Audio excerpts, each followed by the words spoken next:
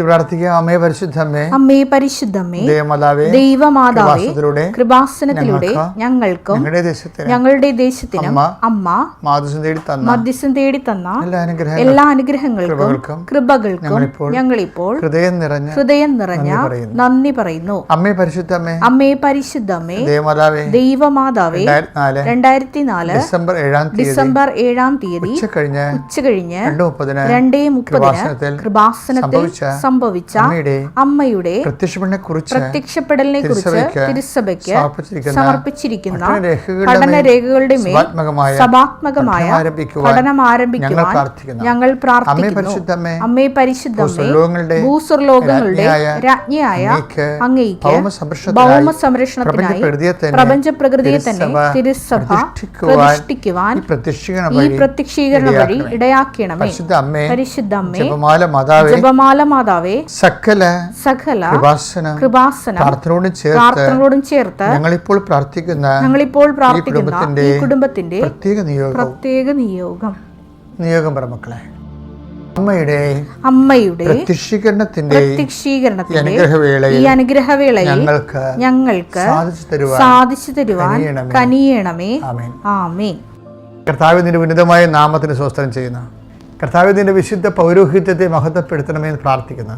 കർത്താവ് സഭയിലുള്ള സാന്നിധ്യം പ്രകടമാക്കണം. 39 വർഷം ഞാൻ അർപ്പിച്ച കൃപാനയുടെ യോഗ്യതയാൽ കൃപാസ്ഥാനത്താരെ ജീവനോടെ പ്രത്യക്ഷപ്പെട്ട പരിശുദ്ധ അമ്മയുടെ മാധ്യസ്ഥതയിലെ കർത്താവിൻ്റെ ശക്തി നിന്നിലേക്ക് ആവശ്യിക്കട്ടെ. അടിപ്പട പോലെ വൈദാഖലപ ദൈവികമായ ശക്തി നിൻ്റെ ഉച്ച മുതൽ ഉള്ളംകാല് വരെ പടരട്ടെ. എല്ലാ കോശങ്ങളിലും പേശികളിലും കർത്താവിൻ്റെ വിശുദ്ധ രക്തം കയറി ഇറങ്ങട്ടെ. യേശുക്രിസ്തുവിൻ്റെ വിശുദ്ധ രക്തം സകല പാപങ്ങളിൽ നിന്ന് മോചിപ്പിക്കുമെന്ന് പറഞ്ഞ അതേ രക്തത്താൽ നീ വിശുദ്ധീകരിക്കപ്പെടുകയും ശക്തീകരിക്കപ്പെടുകയും ചെയ്യട്ടെ. എൻ്റെ അമ്മ പരിശുദ്ധമ്മ ദേവമാതാവിൻ്റെ മാധ്യസ്ഥനെ കേൾപ്പിക്കട്ടെ. കർത്താവിൻ്റെ കണ്ണ് നിന്നെ ആവശ്യിക്കട്ടെ. Lord Jesus Christ, pour out His Spirit, touch with the fire of finger, soak with the precious blood.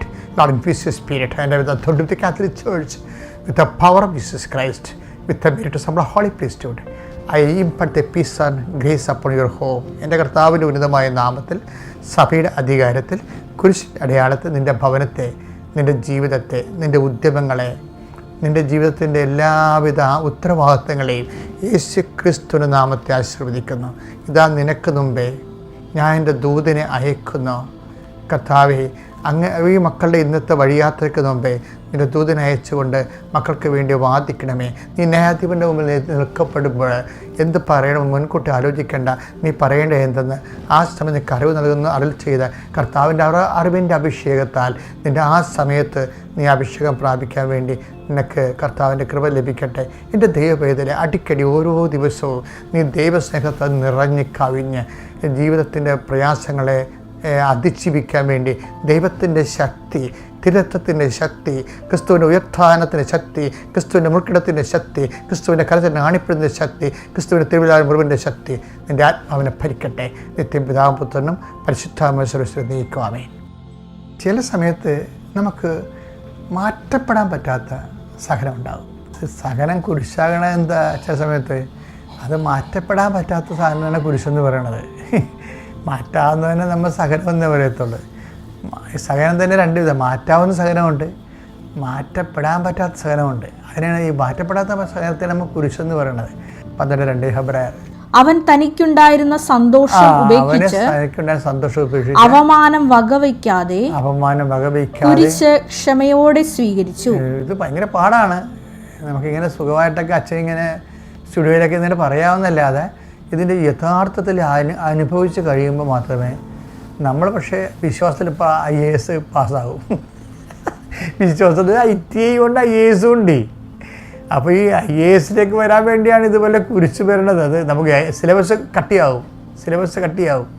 ഇപ്പോൾ 1-ാം ക്ലാസ്സിൽ സിലബസ് അല്ലല്ലോ 10-ാം ക്ലാസ്സിലത്. അപ്പോൾ സിലബസ് കട്ടിയാകുമ്പോൾ വിജയവും അതിനാനുപാതികമായിരിക്കും, അതേ ഉള്ളൂ. പക്ഷേ അപ്പോഴെന്ത് ചെയ്യണം? അവനെ ഓർക്കണമെന്നാണ് പറയണത്. നമുക്കുള്ള ഗുണം അതാണേ, മറ്റുള്ളവർക്കില്ലാത്ത ഗുണം നമുക്കുണ്ട്. എന്താ?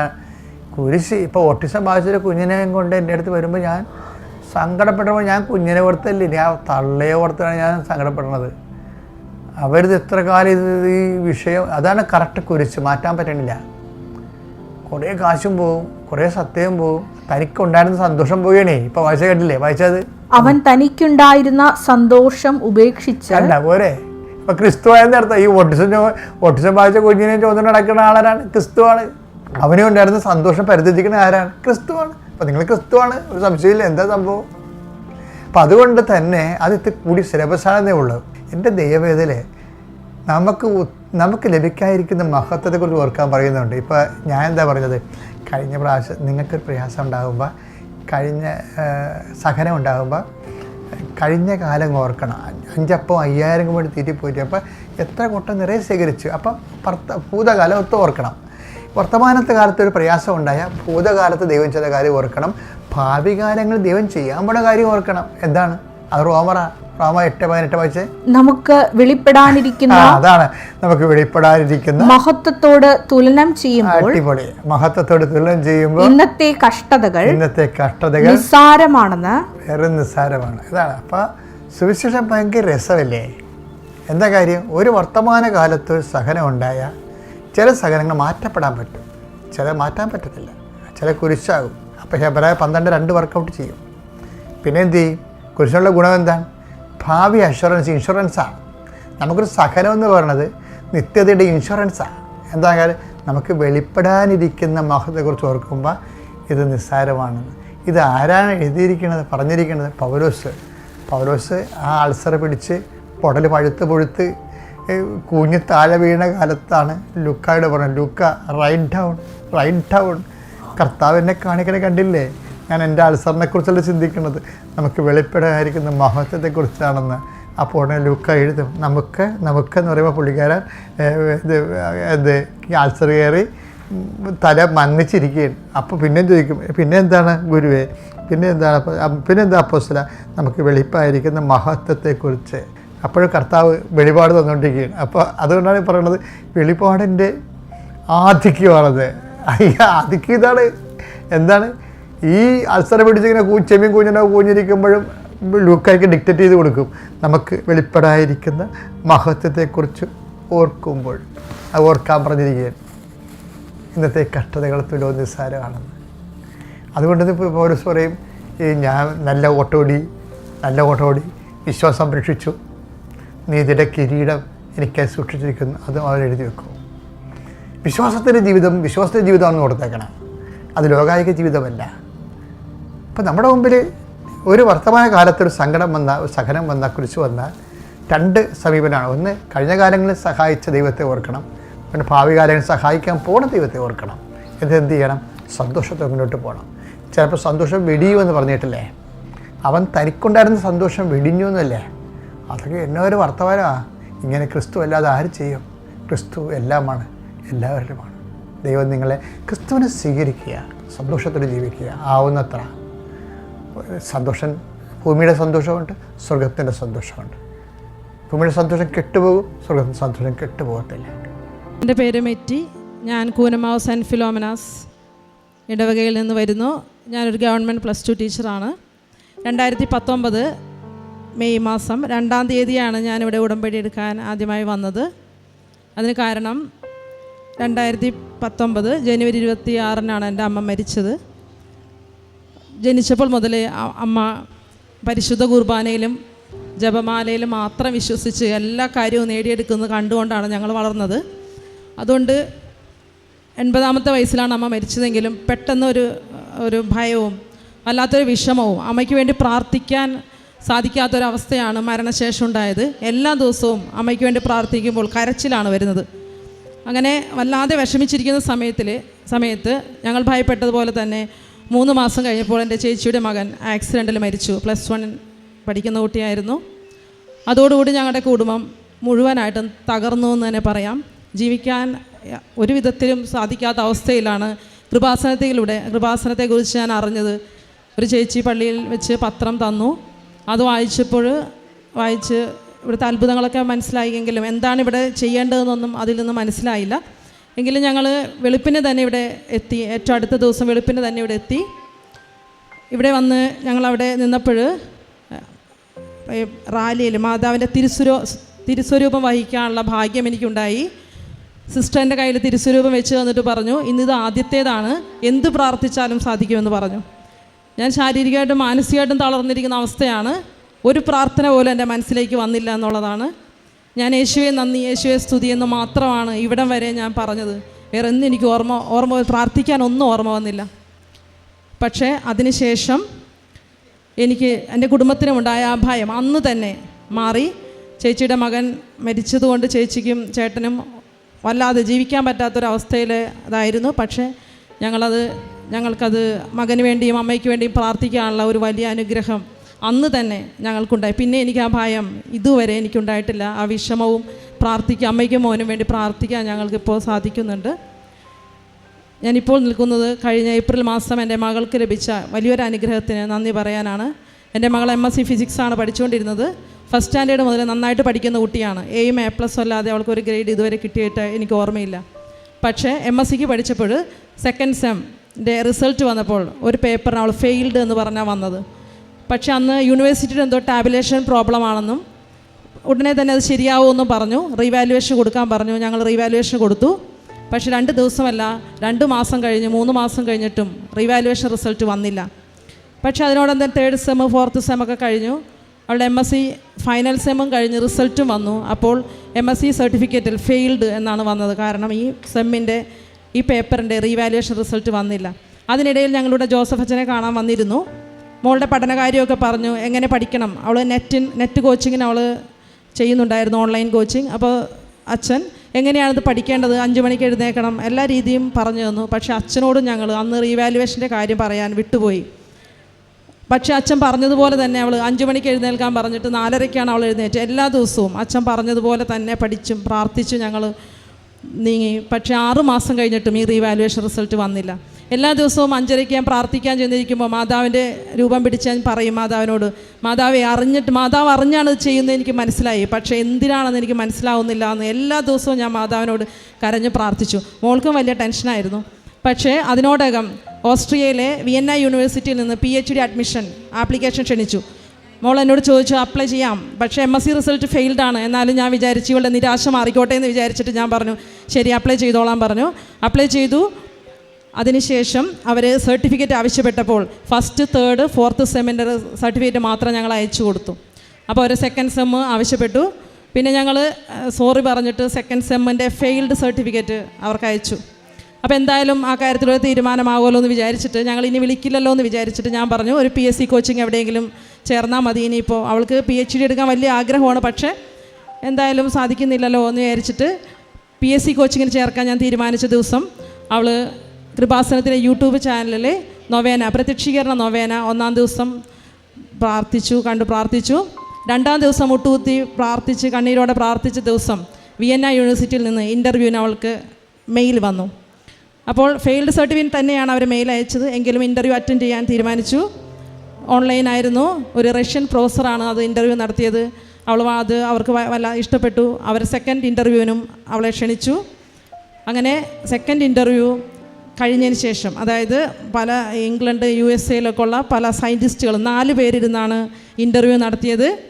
അവളെ ഭാഷ പോലും മനസ്സിലാക്കാൻ പറ്റും. അവൾ ഹെഡ്ഫോൺ വെച്ചു. മാതാവിൻ്റെ കാശുരൂപം കയ്യിലുണ്ടായിരുന്നു. അവർ പറഞ്ഞത് ഏറ്റവും വ്യക്തമായിട്ട് എനിക്ക് കേൾക്കാൻ പറ്റുകയും ഫിസിക്സ് അവർ ചോദിച്ച എല്ലാ ക്വസ്റ്റ്യൻ്റെ ആൻസർ ചെയ്യാൻ പറ്റിയെന്നാണ്. അവളുടെ ജീവിതത്തിൽ അവൾ ആദ്യമായിട്ട് അറ്റൻഡ് ചെയ്ത ഇൻ്റർവ്യൂ ആയിരുന്നു അത്.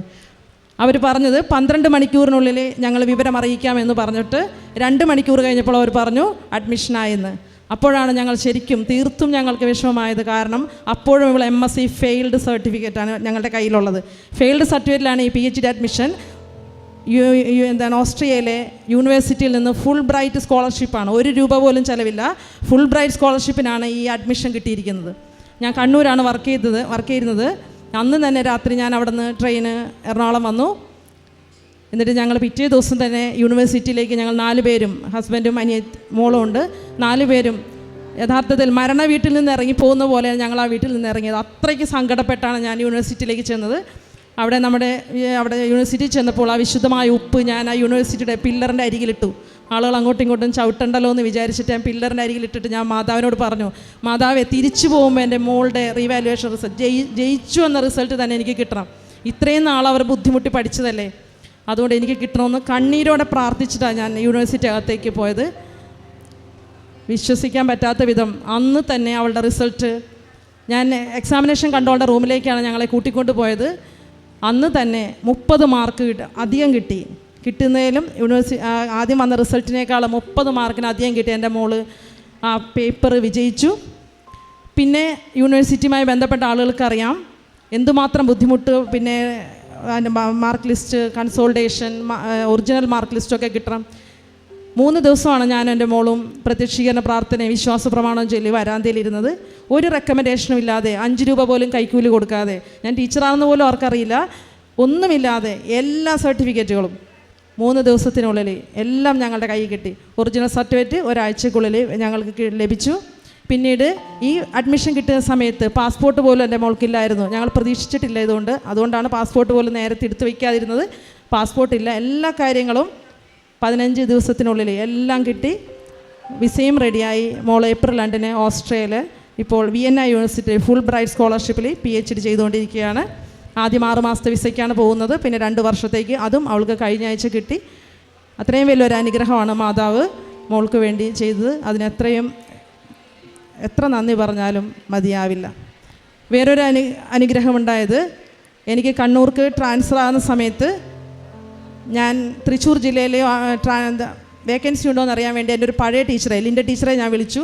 അപ്പോൾ ലിൻഡ ടീച്ചർ 2-3 പ്രാവശ്യം വിളിച്ചിട്ടും കോൾ എടുത്തില്ല. അപ്പോൾ ലിൻഡ ടീച്ചർ ഒരു ചെറിയ നേരിയ സ്വരത്തിൽ എനിക്ക് മെസ്സേജ് അയച്ചു, മെരി ടീച്ചറെ എനിക്ക് ബോൺ ക്യാൻസറാണ്, എല്ലാവരും ഉപേക്ഷിച്ച് ഞാൻ വീട്ടിൽ കിടക്കുകയാണ്, പാലിയേറ്റീവ് ട്രീറ്റ്മെൻ്റ് ആണെന്ന് പറഞ്ഞു. ഞാൻ പെട്ടെന്ന് കുറേ വർഷങ്ങളായി ടീച്ചറെ വിളിച്ചിട്ട്, എന്നാലും എനിക്ക് പെട്ടെന്ന് അങ്ങ് ഭയങ്കര ടെൻഷനായിപ്പോൾ. ടീച്ചർ ഒരാഴ്ചക്കകം മരിക്കുമെന്നൊരവസ്ഥയിലാണ്. എന്നോട് പ്രാർത്ഥിക്കാൻ പറഞ്ഞു. ഞാൻ പ്രാർത്ഥിക്കുന്നതിന് എനിക്ക് കുഴപ്പമില്ല, പക്ഷേ പ്രാർത്ഥിക്കാനുള്ള ടൈമില്ലല്ലോ എന്ന് ഞാൻ വിചാരിച്ചു. അവിടെ ആ ഇരുന്നിടത്ത് തന്നെ ഞാൻ മനസ്സിൽ വിചാരിച്ചു, ആര് പ്രാർത്ഥിച്ചാലാണ് ടീച്ചറെ ഒരാഴ്ചക്കുള്ളിൽ ഈ മരണത്തിൽ നിന്ന് രക്ഷിക്കാൻ പറ്റുന്നത്. പെട്ടെന്ന് എനിക്ക് മനസ്സിൽ ഓർമ്മ അത് ജോസഫ് അച്ഛൻ്റെ മുഖമാണ്. ഞാൻ പറഞ്ഞു, കൃപാസനത്തിലെ ജോസഫ് അച്ഛൻ വിചാരിച്ച ടീച്ചർ രക്ഷപ്പെടും. അങ്ങനെ ആലപ്പുഴയിലുള്ള ഡെയ്സി ടീച്ചറോട് ഞാൻ വിളിച്ചു പറഞ്ഞു, ജോസഫ് അച്ഛനെ എങ്ങനെയാണെങ്കിലും നമുക്ക് കണ്ടേ മതിയാവും, പക്ഷേ കോവിഡ് മൂർധന്യാവസ്ഥയിൽ നിൽക്കുന്ന സമയമാണ്, ഒരു വിധത്തിലും ജോസഫ് അച്ഛനെ കാണാൻ നിവർത്തിയില്ല. പക്ഷേ ഞങ്ങളുടെ ശല്യം സഹിക്കുക വയ്യാഞ്ഞിട്ട് ഗൂഗിൾ മീറ്റിൽ വരാൻ ഇവിടുന്ന് കൃപാസനത്തിൽ നിന്ന് ഞങ്ങളോട് ആവശ്യപ്പെട്ടു. അങ്ങനെ ഞങ്ങൾ ലിൻഡ ടീച്ചറും ഞാനും ആ ഗൂഗിൾ മീറ്റിൽ കയറി. ലിൻഡ ടീച്ചറിനെ പറഞ്ഞു തുടങ്ങിയപ്പോൾ തന്നെ, സൗണ്ട് ഒന്നുമില്ല, വളരെ തീർത്ഥവശയാണ്, പക്ഷെ പറഞ്ഞു തുടങ്ങിയപ്പോൾ തന്നെ ജോസഫ് അച്ഛൻ പറഞ്ഞു, ലിൻഡ നീ സുഖപ്പെടും, ഇവിടെ വന്ന് സാക്ഷ്യം പറയണമെന്ന് പറഞ്ഞു. ലിൻഡ ടീച്ചർ കൃപാസനത്തെക്കുറിച്ചോ ജോസഫ് അച്ഛനെക്കുറിച്ചോ ഒന്നും അറിയാത്തൊരവസ്ഥയായിരുന്നു. പക്ഷേ ടീച്ചർ അച്ഛൻ പറഞ്ഞ ആ നിമിഷത്തിൽ തന്നെ സുഖപ്പെട്ടു. ടീച്ചർ ഇവിടെ വന്ന് സാക്ഷ്യം പറഞ്ഞു. അപ്പോൾ എന്നെ ഞാൻ ടീച്ചേഴ്സിൻ്റെ ഗ്രൂപ്പിലിട്ടു, ലിൻഡ ടീച്ചർ സുഖപ്പെടുമെന്ന്. അപ്പോൾ എന്നെ ടീച്ചേഴ്സ് കളിയാക്കി, അത്രയ്ക്ക് അങ്ങ് ആത്മവിശ്വാസം വേണ്ട, ഇത് ബോൺ ക്യാൻസറാണ് എന്ന് പറഞ്ഞു. ക്രിസ്ത്യൻസ് അല്ലാത്ത ടീച്ചേഴ്സാണ്. ഞാൻ പറഞ്ഞു, നിങ്ങളൊന്ന് അടുത്ത സ്കാൻ വരെ നിങ്ങളൊന്ന് വെയിറ്റ് ചെയ്യൂ, ഇത് ഉറപ്പായിട്ട് സംഭവിക്കുമെന്ന് പറഞ്ഞു. സ്കാൻ വന്നപ്പോൾ ടീച്ചറിന് ഒരു പ്രശ്നവും ഇല്ല. സ്കാനിങ് റിപ്പോർട്ട് 2-3 സ്കാനിങ് കഴിഞ്ഞു. ഇപ്പോൾ ടീച്ചർ സ്വയം ഡ്രൈവ് ചെയ്താണ് സ്കൂളിൽ പോകുന്നത്. പരിപൂർണമായിട്ടും ടീച്ചർ സുഖപ്പെട്ടു. മറ്റൊരു കാര്യം, ഞാൻ കണ്ണൂർ പോകുന്നതിന് മുമ്പ് അച്ഛനെ വന്ന് കണ്ടിരുന്നു. അപ്പോൾ ഞാൻ പ്രൊമോഷനായിട്ടാണ് ട്രാൻസ്ഫർ ആയത്. അപ്പോൾ ജനറൽ ട്രാൻസ്ഫർ വന്നാൽ ഒരാഴ്ചക്കുള്ളിൽ ഞാൻ വീണ്ടും അവിടെ നിന്ന് പോരേണ്ടി വരും. ജനറൽ ട്രാൻസ്ഫർ വന്ന് എനിക്ക് പകരം അവിടെ ആരെങ്കിലും വന്നാൽ. അപ്പോൾ അത് പറയാൻ വേണ്ടി ഞാനിവിടെ വന്നു. പക്ഷേ മക്കളുടെ കാര്യം പറയുന്നതിനിടക്ക് ഈ ട്രാൻസ്ഫറിൻ്റെ കാര്യം പറയാൻ വിട്ടുപോയി വീണ്ടും. അപ്പോൾ അച്ഛൻ പറഞ്ഞു, മനസ്സിലെന്തോ ഉണ്ടല്ലോ, എന്താണെന്ന് പറയാൻ പറഞ്ഞപ്പോഴാണ് ഞാൻ ഈ ട്രാൻസ്ഫറിൻ്റെ കാര്യം ഓർമ്മിച്ചത്. അപ്പോൾ അച്ഛനോട് ഞാൻ പറഞ്ഞു, അച്ഛാ എല്ലാ സാധനങ്ങളും കൊണ്ടുപോകാനായിട്ട് ബുദ്ധിമുട്ടാണ്, കാരണം അടുത്ത ആഴ്ച ജനറൽ ട്രാൻസ്ഫർ വരും, ഞാൻ തിരിച്ച് വീണ്ടും കട്ടിലും മലമാരമൊക്കെ ആയിട്ട് തിരിച്ച് വരേണ്ടി വരും എന്ന് പറഞ്ഞപ്പോൾ അച്ഛൻ പറയുന്നത് കണ്ണൂർക്ക് പോകണം തന്നെയാണ്, പൊയ്ക്കോളാൻ പറഞ്ഞു. അപ്പോൾ 4 മാസമാകുമ്പോൾ ജനറൽ ട്രാൻസ്ഫർ വരും, അതുകൂടി അച്ഛൻ പറഞ്ഞു. 4 മാസം കഴിയാതെ അത് വരില്ല എന്ന് പറഞ്ഞു. അപ്പോൾ അടുത്ത ആഴ്ച വരുമെന്ന് പറഞ്ഞ ജനറൽ ട്രാൻസ്ഫർ കറക്റ്റ് 4-ാമത്തെ മാസം തന്നെയാണ് വന്നത്. പക്ഷേ എനിക്കൊരു പ്രശ്നമില്ലായിരുന്നു, ഞാൻ അവിടെ തന്നെ നിന്നു. അപ്പോൾ ഞാൻ കഴിഞ്ഞ ആഴ്ച അപ്പോൾ ഒരു പുതിയ ടീച്ചർ, സിൽഡ ടീച്ചർ അവിടെ ജോയിൻ ചെയ്യാൻ വന്നു. ടീച്ചറിൻ്റെ ബ്രദറാണ് ടീച്ചറിനെ ആക്കാൻ വന്നത്. ടീച്ചർ ജോയിൻ ചെയ്ത ഒരാഴ്ചയ്ക്ക് ശേഷം ടീച്ചറിൻ്റെ ബ്രദറിന് കോളൻ ക്യാൻസർ ആണെന്ന് പറഞ്ഞിട്ട് വളരെ സീരിയസ് ആയിട്ട് തിരുവനന്തപുരത്ത് അഡ്മിറ്റാക്കി. അവർ യാക്കോബിറ്റ്സ് ആണ്, അവർക്ക് മാതാവിനെക്കുറിച്ചും ജപമാലയെക്കുറിച്ചും ഒന്നും അറിയില്ല. ആ കുട്ടിയുടെ അച്ഛൻ പുരോഹിതനാണ്, യാക്കോബിറ്റ്സ് ആണ്. അപ്പോൾ ഞാൻ പറഞ്ഞു, ഇങ്ങനൊരു സ്ഥലമുണ്ട്, കൃപാസനം എന്നൊരു സ്ഥലമുണ്ട്, ഉടമ്പടി എടുക്കണം എന്ന് പറഞ്ഞതേ ഉള്ളൂ.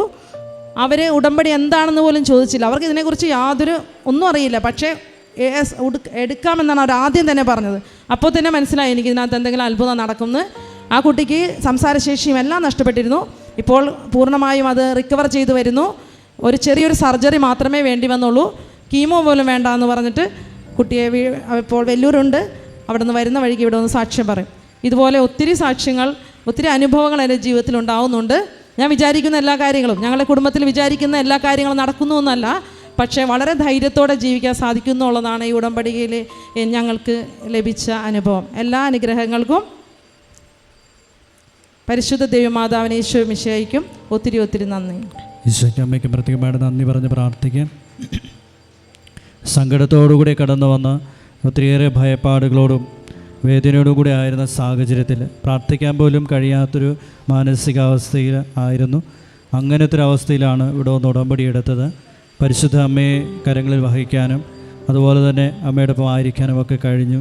അതുപോലെ മരിയൻ ഉടമ്പടിയുടെ ഒരു ഭാഗമായി തീർന്നതോടുകൂടി ജീവിതം തന്നെ മാറി മറിഞ്ഞു. ഭയത്തോടുകൂടി, മരണഭയത്തോടുകൂടി തന്നെയാണെന്ന് പറയാം. മരണം, ആദ്യം അമ്മ മരിച്ചു, അതിനുശേഷം സഹോദരൻ ചേച്ചിയുടെ മകൻ മരിക്കുന്നു. അപ്പോൾ ഒരു മരണത്തിൻ്റെ ഒരവസ്ഥയിലേക്ക് കുടുംബം പോകുന്നുണ്ടോ എന്നുള്ളൊരു ഭയം എല്ലാവർക്കും വന്നിരുന്നു. പക്ഷെ ആദ്യം തന്നെ അമ്മ ഒരു സംരക്ഷണ വലയം ഇവരെ ജീവിതത്തെ തീർത്തിരുന്നു. അത് കഴിഞ്ഞ് മകളുടെ ജീവിതത്തിൽ PhD ലെവലിലുണ്ടായിരുന്ന ഒരു അഡ്മിഷൻ, അതും MSc തോറ്റ് അത് ഫെയിൽഡായി. ഇത് ഒരിക്കൽ പോലും തോക്കാതെ ഇരുന്ന വ്യക്തി പെട്ടെന്ന് തോറ്റപ്പോൾ മാനസികമായിട്ട് ഡൗൺ ആയി. പക്ഷേ മരിയൻ ഉടമ്പടി എടുക്കുന്നവർക്കറിയാം, ഇത് കൃപയുടെ നിറവ് ഉണ്ടാകാൻ വേണ്ടിയിട്ടാണ്.